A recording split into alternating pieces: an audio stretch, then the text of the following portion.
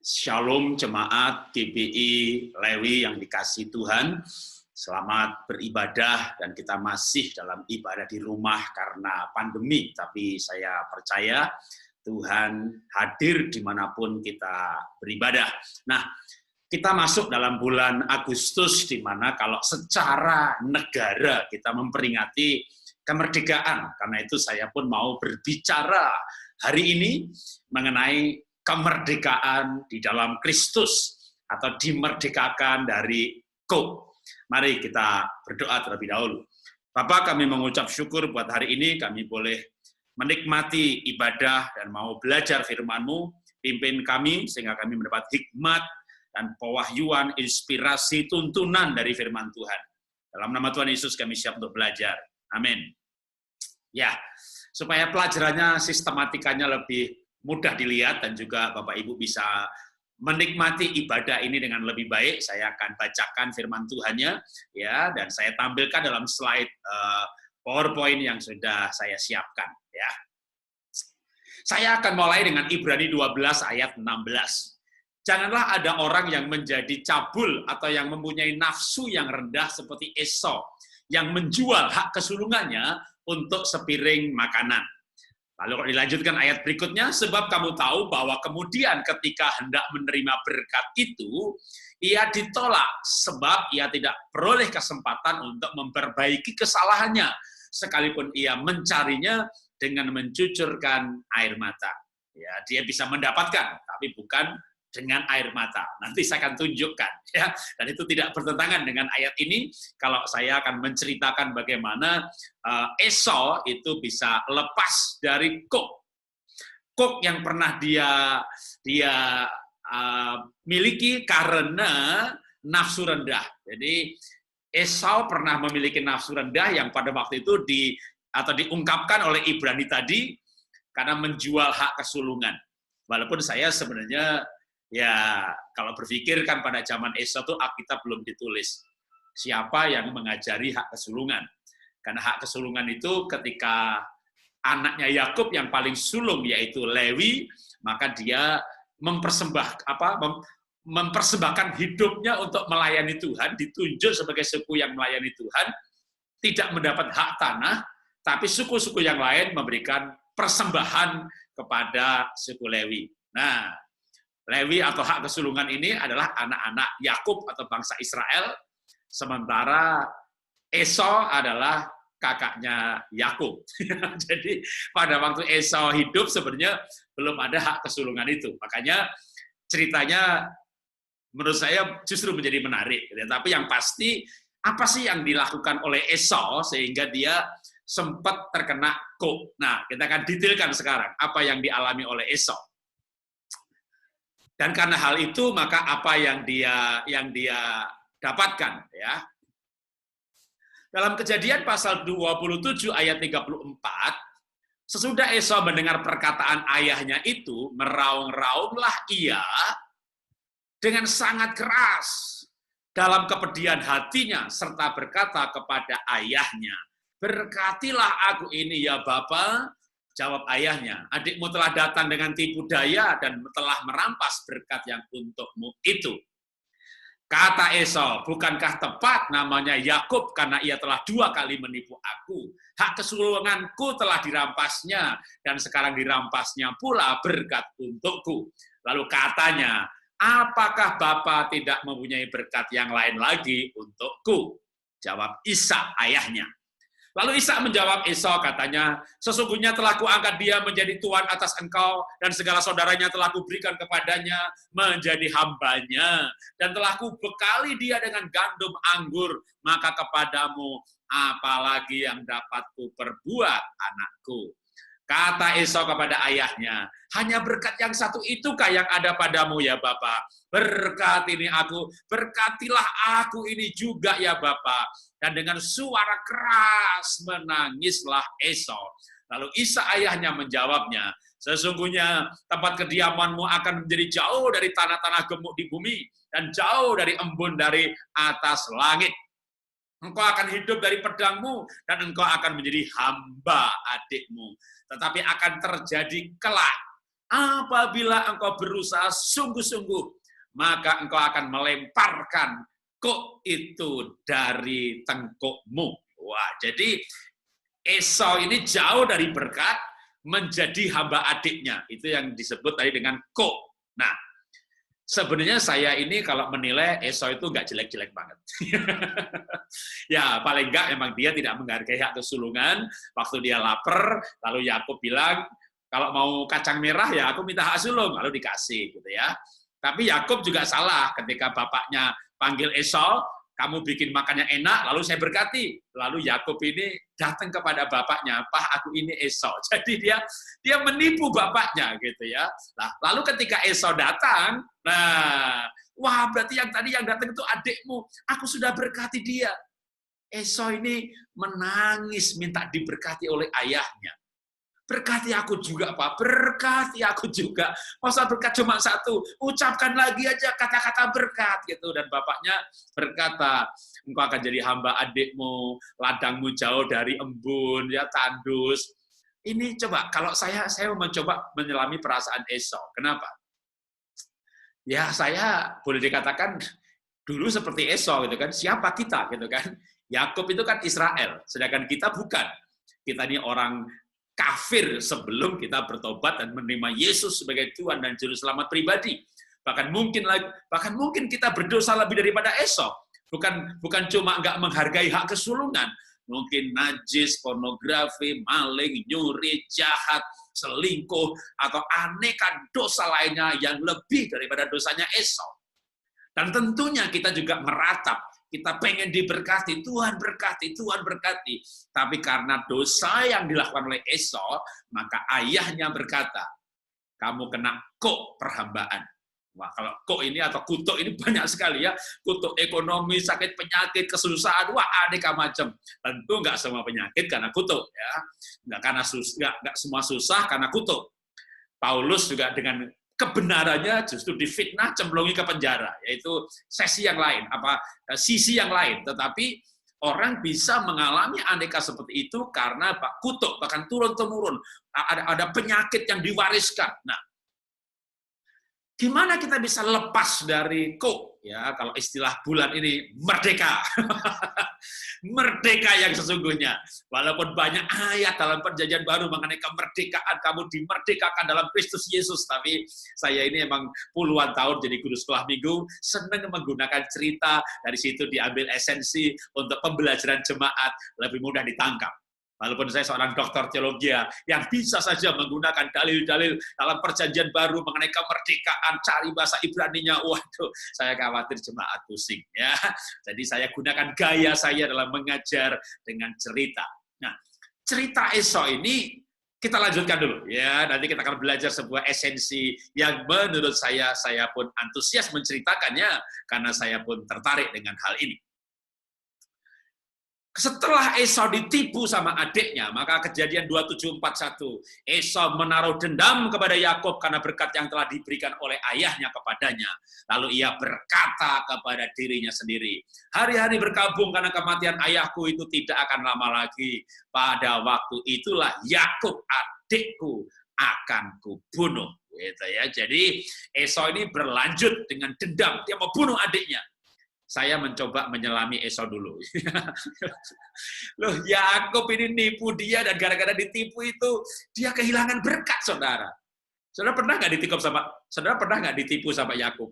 Ya, orang-orang yang menyebut dirinya Israel rohani, Kristen, pelayanan, bahasa roh lagi, ada ditipu dan gara-gara ditipu ada bangkrut, gara-gara ditipu ada susah cari makan, gara-gara ditipu ada mengalami kesulitan yang luar biasa.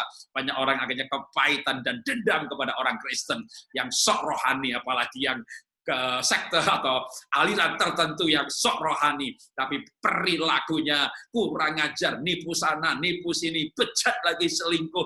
Wah itu, ini bisa membuat Esau kepahitan. Ya, kalau Yakub kan punya nama lain Israel.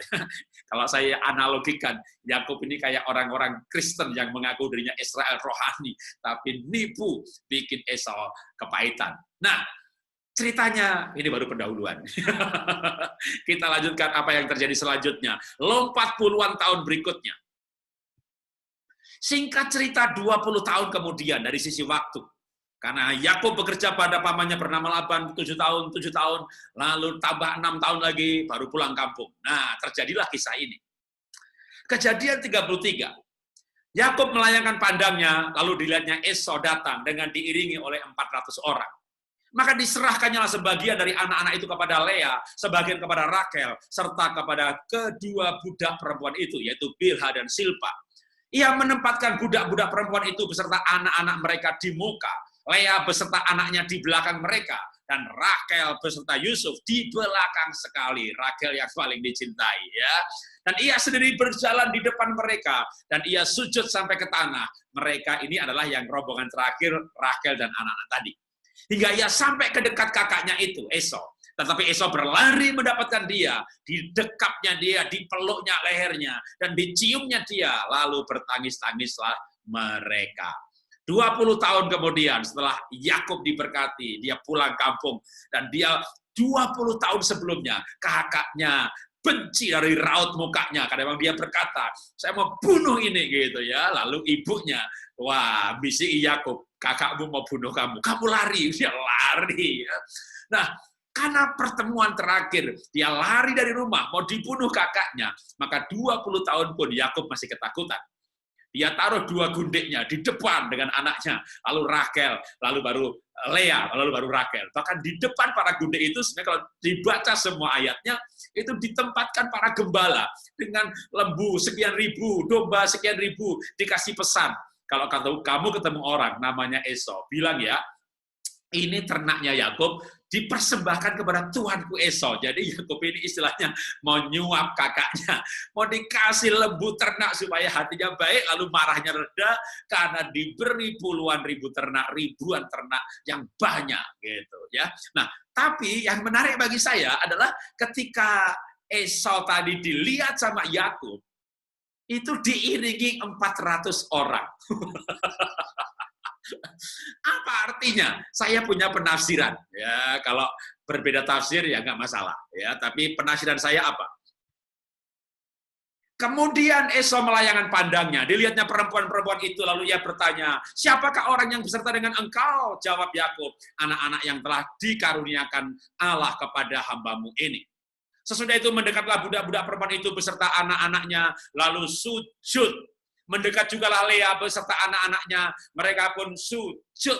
Kemudian mendekatlah Yusuf beserta Rakel, mereka sujud. Sujud apa?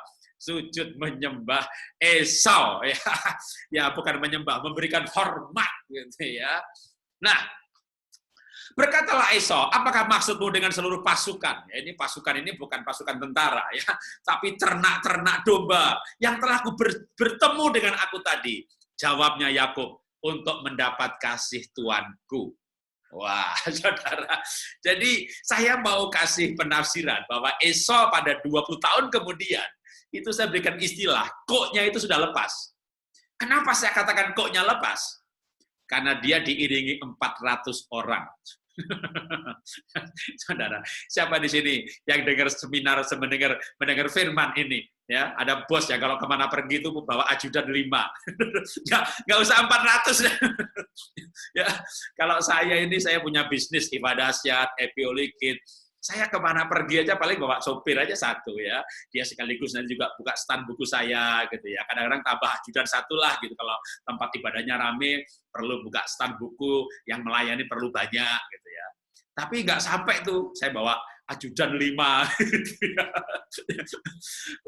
Hanya bos besar yang kemana pergi, bodyguardnya 5, mau masuk toilet, wah ajudannya masuk toilet dulu, dibersihkan dulu semuanya, orang suruh selesai, lalu orang lain nggak boleh masuk, baru bosnya datang kencing. Wih, kencing aja ada bodyguard 5 yang membersihkan mall areal itu, gitu ya. Ada yang bawain tasnya, ada mobilnya, di depannya ada foradernya, belakangnya juga, wah untuk berjaga-jaga. Ini pasti bos besar ini. Nah, Esau itu diiringi 400 orang.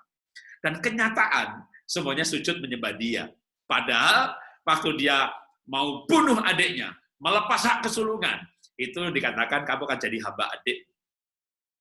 Tidak ada cerita atau ayat yang menceritakan bahwa Esau selanjutnya menjadi hamba Yakub. Nggak ada. Bahkan waktu Yakub punya anak-anak itu semuanya di Mesir, menjadi budak di Mesir, anak keturunan Esau itu menjadi Edom dan lain-lain, sudah menjadi sebuah kerajaan yang mandiri yang tidak dijajah. Ratusan tahun kemudian, ketika bangsa Israel masuk Kanaan, nah itu ada bangsa keturunan Esau yang menjadi budak bangsa Israel membuat batu bata. Itu karena mereka juga tidak menyambut bangsa Israel balik, tapi malah menipu dan sebagainya. Maka kok itu kutuk budakan itu malah baru digenapi. Tapi Esau sendiri, kenyataan dia diberkati. Kenapa saya katakan dia diberkati selain soal pengiringnya banyak? Karena Esau berkata kepada Yakub, waktu Yakub memberikan lembu-lembu yang domba yang banyak itu, maka Esau menjawab begini, aku mempunyai banyak adikku, peganglah apa yang ada padamu. Jadi waktu Esau mau diberi ternak, sapi, lembu, itu Esau nggak terima. Kenapa? Aku punya banyak. Maka saya berani menafsirkan, Esau ini kenyataannya, dia itu diberkati loh. Pak, berarti dia sudah lepas dari kok. Yang Ibrani mengatakan tidak bisa didapat kembali sekalipun dengan mencucurkan air mata. Karena memang pada waktu dia datang kepada ayahnya, berkati aku ya, berkati. Dia menangis meraung-raung, mencucurkan air mata. Tetapi tunggu dulu. Bapaknya berkata, sekali kelak, engkau bisa melepaskan kok itu dari tengkukmu kalau engkau berusaha sungguh-sungguh. Nah, kita akan dalami nih sekarang ya. Apa yang membuat Esau diceritakan oleh Alkitab, de facto kenyataannya, dia lepas dari kutuk. Karena hartanya banyak. Orang-orang bahkan sujud menyembah dia. Bahkan dia punya pengiring 400 orang. Dia sudah menjadi bos, bukan budak. Ya. Kalau begitu, apa itu sungguh-sungguh? Ya. Bahkan keturunannya menjadi bangsa-bangsa ketika bangsa Israel di Mesir menjadi budak. Keturunan Esau menjadi bangsa-bangsa yang mandiri. Nah, kembali kepada Kejadian 27 ayat 40. Tetapi akan terjadi kelak apabila engkau berusaha sungguh-sungguh, maka engkau akan melepaskan kok itu dari tengkukmu. Jadi sungguh-sungguh itu apa? Yang pasti, kalau Ibrani berkata, sungguh-sungguh itu bukan air mata. Engkau tidak bisa melepaskan kok dengan air mata. Ya, karena kutuk ekonomi, karena pernah menipu, ya, pernah tidak menghargai hak kesulungan, atau dosa kenajisan, perselingkuhan, dan segala macam, lalu nangis-nangis di hadapan Tuhan, ampuni, ampuni, gitu ya, nangis-nangis, melakukan lagi, itu namanya air mata buaya, nangis-nangis, tidak bisa dengan air mata. Kalau gitu dengan apa dong? Dengan sungguh-sungguh. Sungguh-sungguh itu bukan air mata, kan? Karena air mata itu bisa dibuat-buat, ya. Orang bisa pura-pura menangis, orang bisa pura-pura rohani, pura-pura berdoa dengan kayak orang kejang-kejang kesurupan. Itu bukan sungguh-sungguh. Sungguh-sungguh menurut Alkitab paling tidak cerita sekarang ini, ya. Apa itu sungguh-sungguh? Maka kalau kita membaca kembali Kejadian 33 ayat 4. Tetapi Esau berlari mendapatkan dia, didekapnya dia, dipeluk lehernya, dan diciumnya dia. Lalu bertangis-tangisanlah mereka. Oke, saya mundur lagi 20 tahun sebelum ayat itu. Anak ini, adikku ini, saya mau bunuh. Lari mau dibunuh. 20 tahun kemudian datang dombanya, lembunya, sapinya, gundiknya, istri kedua. Wah, kelihatan Yakub. Waktu kelihatan apa? Diceritakan di Alkitab. Yakub sujud, berdiri, maju ke depan, sujud, berdiri, maju ke depan, sujud, berdiri. Cengkang-cengking, cengkang-cengking. 20 tahun yang lalu, saya mau bunuh orang ini. Sekarang datang, cengkang-cengking, maju lagi, cengkang-cengking. Maka Esau berlari, dipeluknya Yakub, dipiting lehernya, ditusuk perutnya. Betul? Enggak. Ayat itu enggak berkata begitu. Esau enggak berlari lalu piting leher, tusuk perut. Enggak. Esau berlari, dipeluknya adiknya, dicium lehernya, ditangis-tangisan. Jadi Yakubnya masih ketakutan untuk ketemu, takut kalau akan dibunuh. Tapi Esau-nya ternyata berlari, dia nggak sabar lihat adiknya itu jengkang-jengking, jengkang-jengking. Istilah saya jengkang-jengking karena kita menulis Yakub sujud menyembah, maju lagi, sujud lagi, maju lagi. Esau-nya berlari, bukan ditikam, tapi dipeluk, lalu dicium. Artinya apa? Saya menafsirkan dari ayat ini. Inisiatif atau pengampunan, rekonsiliasi, pemulihan itu lebih dirindukan oleh Esau. Makanya yang saya sebut sungguh-sungguh itu mengampuni. Tadinya Esau dendam, tapi Esau akhirnya mengampuni. Dan dari dampak pengampunan ini, maka akhirnya Yakub pun berkata kepada Esau, janganlah kiranya demikian, jika aku telah mendapat kasih-Mu, terimalah persembahanku ini dari tanganku. Karena memang melihat muka-Mu adalah bagiku, serasa melihat wajah Allah. Karena engkau berkenan menyambut aku. Esau menyambut dengan pelukan, dengan ciuman, dengan tangisan. Bahkan Esau wajahnya berubah. Kalau sebelumnya wajah dendam, sekarang wajah senyum, wajah yang ramah, wajah penuh kasih, yang memeluk dengan sambil menangis. Wow, Esau sudah melepaskan pengampunan. Maka untuk lepas dari itu antara minta ampun dan mengampuni. Kalau kita berdosa, maka tentu kita minta ampun. Dan saya percaya Esau sudah minta ampun sama Tuhan, buktinya dia bisa mengampuni. Orang yang tidak merasakan pengampunan Tuhan, itu tidak mungkin bisa mengampuni orang lain. Terlalu menyakitkan. Mengampuni itu tidak mudah, tetapi mengampuni itu harus. Dan supaya bisa punya kemampuan mengampuni, maka harus merasakan pengampunan dari Tuhan. Pengampunan dari Tuhan yang membuat kita merasakan kasih-Nya yang luar biasa. Memerdekakan kita dari hukuman akibat dosa. Karena kita minta ampun, maka diampuni, maka kita merdeka dari hukuman dosa. Tapi kalau pengampunan yang kita alami itu membuat kita melangkah lebih jauh. Bahkan kita mengampuni orang-orang yang mengecewakan, yang menipu, maka itu akan membuat kita bisa terlepas dari perhambaan dosa, perhambaan kedagingan, perhambaan bahkan kalau waktu itu Esau ini bapaknya jelas-jelas bilang kamu akan susah cari makan, ini seperti ekonomi. Artinya orang yang minta ampun sama Tuhan dan diampuni, mengampuni orang lain, maka dia akan diberkati, lepas dari perhambaan. Nah, karena itu kita belajar bagaimana kita bisa merdeka, gitu ya. Yaitu kalau kita belajar untuk kita bisa menerima pengampunan dan mengampuni. Kalau kita menerima pengampunan, tapi kita tidak mengampuni. Tuhan Yesus pernah memberikan ilustrasi. Ada orang yang punya utang sedikit, lalu diampuni. Orang yang punya utang banyak, lalu diampuni. Dia kejar-kejar orang lain yang punya utang sama dia. Itu yang tuannya dengar, itu ditangkap, serahkan sama Algojo. Jadi kalau kita itu merasakan pengampunan Tuhan, sudah semestinya kita juga melepaskan pengampunan kepada orang-orang yang menyakiti kita, mengecewakan kita.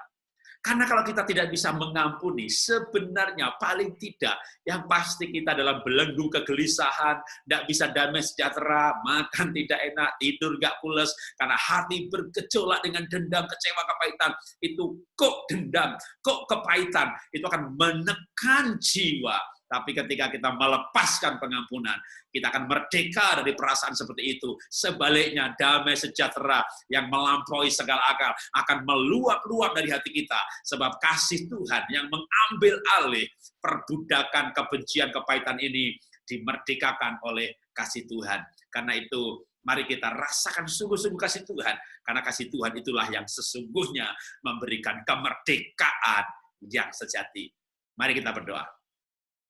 Bapa, kami mengucap syukur, kami belajar firman-Mu dari cerita perjanjian lama Esau yang mengampuni Yakub dan kenyataan Esau diberkati. Kami hidup dalam perjanjian baru di mana firman-Mu jelas mengatakan bahwa kasih Tuhan Yesus, penebusan Tuhan Yesus, itulah yang memerdekakan kami dari hukum maut dan hukum dosa. Karena itu sudah selayaknya juga kami orang-orang perjanjian baru yang dilahirbarukan, yang menerima materai Roh Kudus dalam roh kami. Kami juga mengampuni orang-orang yang mengecewakan kami, yang membuat kami rugi, membuat kami susah, membuat kami menderita. Karena ada kuasa untuk hidup dalam kemerdekaan, di dalam kesediaan untuk memberikan dan melepaskan pengampunan. Terima kasih Bapak, dalam nama Tuhan Yesus kami berdoa mengucap syukur. Amin. Ya, selamat hari Minggu. Tuhan memberkati.